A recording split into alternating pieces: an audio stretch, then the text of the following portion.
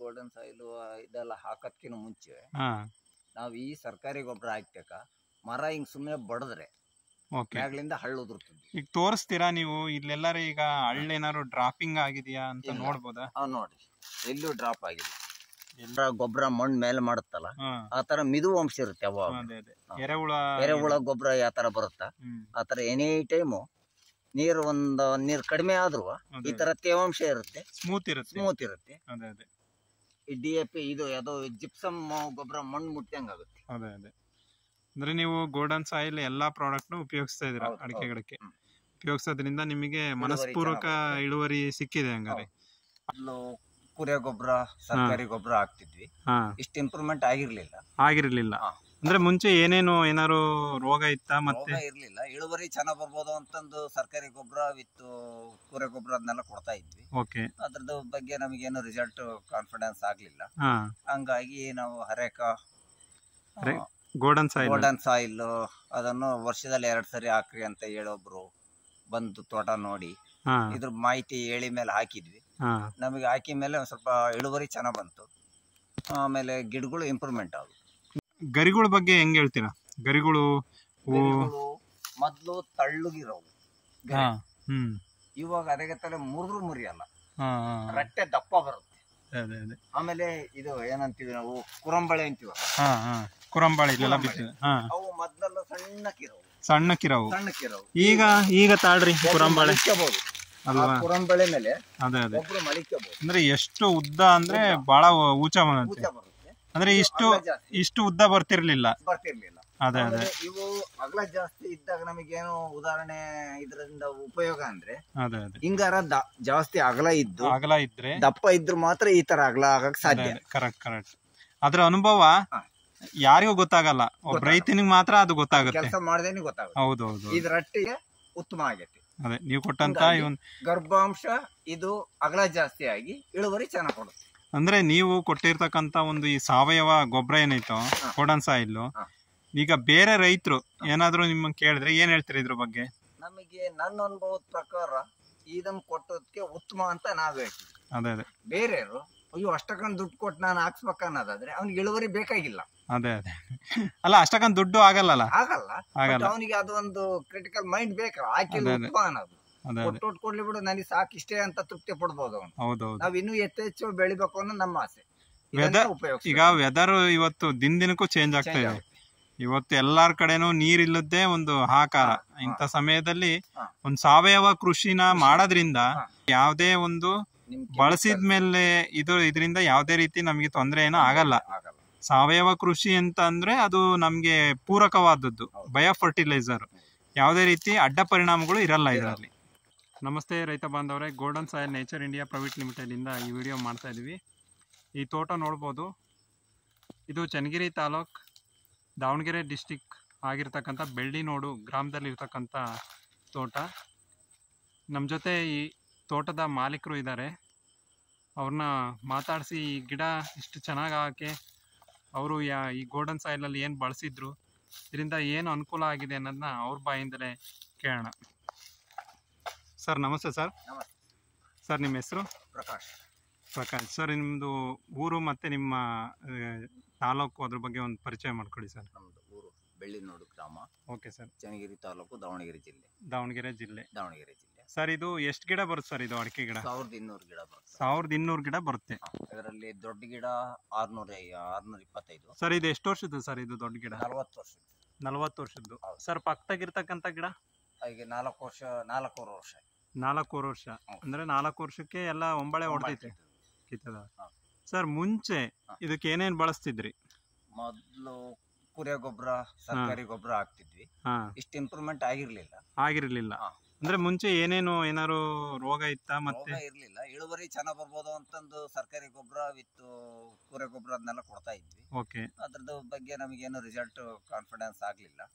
ಹಂಗಾಗಿ ನಾವು ಹರೇಕ golden soil ಅದನ್ನು ವರ್ಷದಲ್ಲಿ 2 ಸರಿ ಹಾಕ್ರಿ ಅಂತ ಹೇಳೊಬ್ರು ಬಂದು ತೋಟ ನೋಡಿ ಇದ್ರ ಮಾಹಿತಿ ಹೇಳಿ ಮೇಲೆ ಹಾಕಿದ್ವಿ. ನಮಗೆ ಹಾಕಿ ಮೇಲೆ ಒಂದ್ ಸ್ವಲ್ಪ ಇಳುವರಿ ಚೆನ್ನಾಗ್ ಬಂತು. ಆಮೇಲೆ ಗಿಡಗಳು ಇಂಪ್ರೂವ್ಮೆಂಟ್ ಆಗ.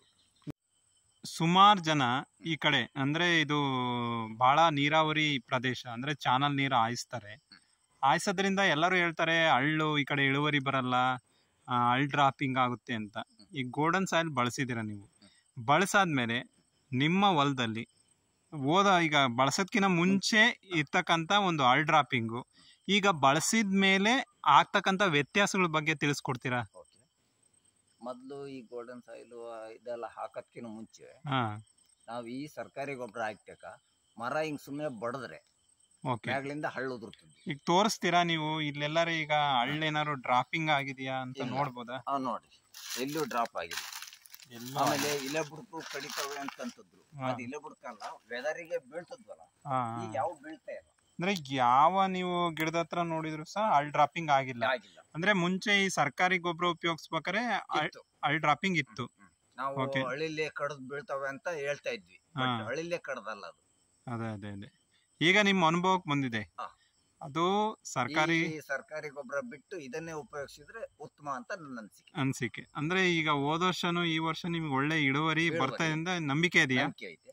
ಗಿಡಗಳು ತೋಟನು ನೀರ್ ಕಡಿಮೆ ಆದ್ರೂ ಈ ಒಂದು ಔಷಧಿ ಕೊಟ್ಟಂತ ಪವರ್ಗೆ ಗಿಡ ಇಂಪ್ರೂವ್ಮೆಂಟ್ ಆಗಿದೆ. ಇಂಪ್ರೂವ್ಮೆಂಟ್ ಅಂದ್ರೆ ನೀರ್ ಕಡಿಮೆ ಇದ್ರು ಸಹ ಗೋಲ್ಡನ್ ಸಾಯಿಲ್ ಚೆನ್ನಾಗಿ ಕೆಲಸ ಮಾಡುತ್ತೆ ಅಂತ ತೋರಿಸಬಹುದಣ್ಣ. ಭೂಮಿ ಹೆಂಗಿದೆ ಅಂತ ಒಂದ್ ಸ್ವಲ್ಪ ಅಗದ್ ತೋರಿಸ್ತೀರಾ? ಅಂದ್ರೆ ಈಗ ಕೆಲವು ಎಟ್ಟೆ ಆಗಿರ್ತವೆ, ಬಟ್ ನಿಮ್ ಭೂಮಿ ಹೆಂಗಿದೆ ಅಂತ ಒಂದ್ ಸ್ವಲ್ಪ ನೀವು ಬುಡದಲ್ಲಿ ತೋರಿಸ್ತೀರಾ?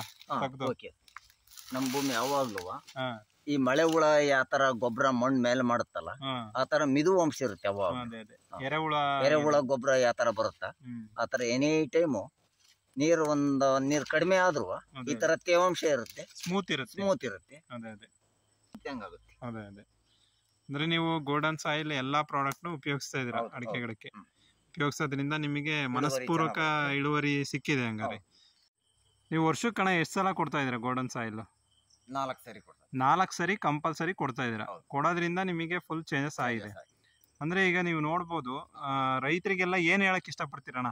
ನಾನು ಉಪಯೋಗಿಸಿದಂತ ಔಷಧಿಯನ್ನು ಉಪಯೋಗಿಸಿದ್ರೆ ಇಳುವರಿ ಚೆನ್ನಾಗಿ ಬರುತ್ತೆ, ಗಿಡಗಳು ಇಂಪ್ರೂವ್ಮೆಂಟ್ ಆಗ್ತವೆ. 100% ಇಂಪ್ರೂವ್ಮೆಂಟ್. ಇದನ್ನೇ ಉಪಯೋಗಿಸಿದ್ರೆ ರೈತರಿಗೆ ಸೂಕ್ತ ಅಂತ ನನ್ನ ಅನಿಸಿಕೆ. ಹೌದಾ? ಈಗ ನಿಮಗೆ ಖರ್ಚುಗಳು ನೋಡ್ಕೊಂಡ್ರಿ ನೀವು, ಇದು ಬೇರೆ ಈಗ ಗೊಬ್ಬರ ಎಲ್ಲ ಉಪಯೋಗಿಸ್ತಾರೆ, ಅದಕ್ಕೆ ಹೋಲ್ಸ್ಕೊಂಡ್ರೆ ಅದಕ್ಕೂ ಏನ್ ಡಿಫ್ರೆನ್ಸ್ ಖರ್ಚಿನಲ್ಲಿ ಅಂತ? ಖರ್ಚಿನಲ್ಲಿ ಅಂದ್ರೆ ಇದು ನೀರು ನಮ್ಮ ನೀರು ಏನ್ ಔಷಧಿ ಕಾಲಿಸ್ಕೊಳೋದು ಒಂದೊಂದು ಬಕೆಟ್ ನ ತಗೊಂಡಾಗ ಹಾಕೋದು. ಅದೇ ಗೊತ್ತಾಯ್ತು. ಈಗ ಬೇರೆ ಗೊಬ್ಬರ ಎಲ್ಲ ಉಪಯೋಗಿಸಿದ್ರೆ ಅದಕ್ಕೂ ಖರ್ಚಿನ ಮೇಲೆ ಏನ್ ಡಿಫ್ರೆನ್ಸ್ ಆಗುತ್ತೆ ಅಂತ? ಇದು ಖರ್ಚು ಕಡಿಮೆ.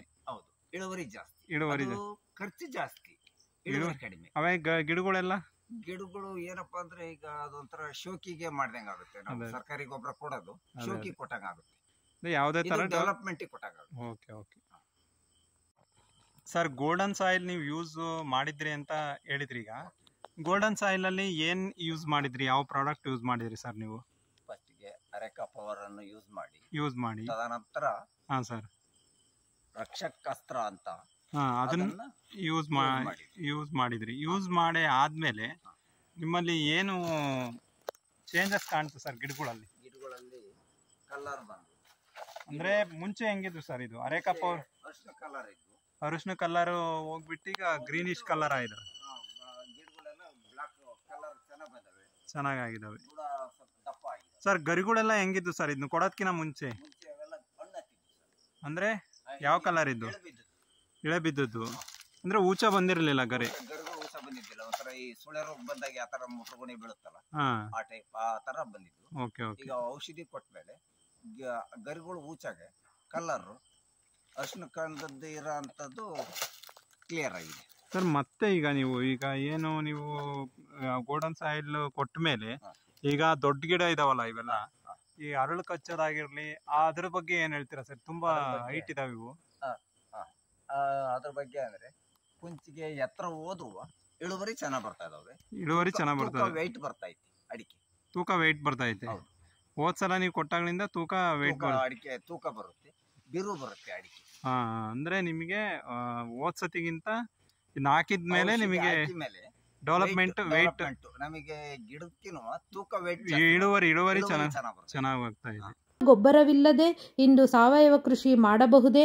ನಮ್ಮ ಮಣ್ಣಿನ ಫಲವತ್ತತೆಯನ್ನು ಉಳಿಸಿಕೊಳ್ಳಬಹುದೇ? ಮಣ್ಣಿನ ಜೀವಿಗಳಿಗೆ ಹಾನಿಯಾಗದೆ ಉತ್ತಮ ಇಳುವರಿ ನಿರೀಕ್ಷಿಸಬಹುದೇ?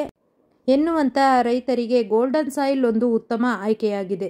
ಹಲವಾರು ಜನ ರೈತರು ಕೂಡ ಈ ಆಯ್ಕೆಯನ್ನು ಒಪ್ಪಿಕೊಂಡಿದ್ದಾರೆ. ಉತ್ತಮ ರೀತಿಯ ಬೆಳವಣಿಗೆ, ಉತ್ತಮ ಮಾರ್ಗದರ್ಶನ, ಉತ್ತಮ ಗುಣಮಟ್ಟವನ್ನು ಹೊಂದಿರುವಂತಹ ಗೋಲ್ಡನ್ ಸಾಯಿಲ್ ಕಂಪನಿ ರೈತರ ಹೆಮ್ಮೆಗೆ ಮತ್ತು ರೈತರ ವಿಶ್ವಾಸಕ್ಕೆ ಪಾತ್ರವಾಗಿದೆ. ಹೆಚ್ಚಿನ ಮಾಹಿತಿಗಾಗಿ ಕೆಳಗಿನ ಸಂಖ್ಯೆಗಳಿಗೆ ಕರೆ ಮಾಡಿ. ಗೋಲ್ಡನ್ ಸಾಯಿಲ್ ಯೂಟ್ಯೂಬ್ ಮತ್ತು ಫೇಸ್ಬುಕ್ಕಲ್ಲಿ ಹೆಚ್ಚಿನ ವಿಡಿಯೋಗಳನ್ನು ನೀವು ವೀಕ್ಷಿಸಬಹುದಾಗಿದೆ.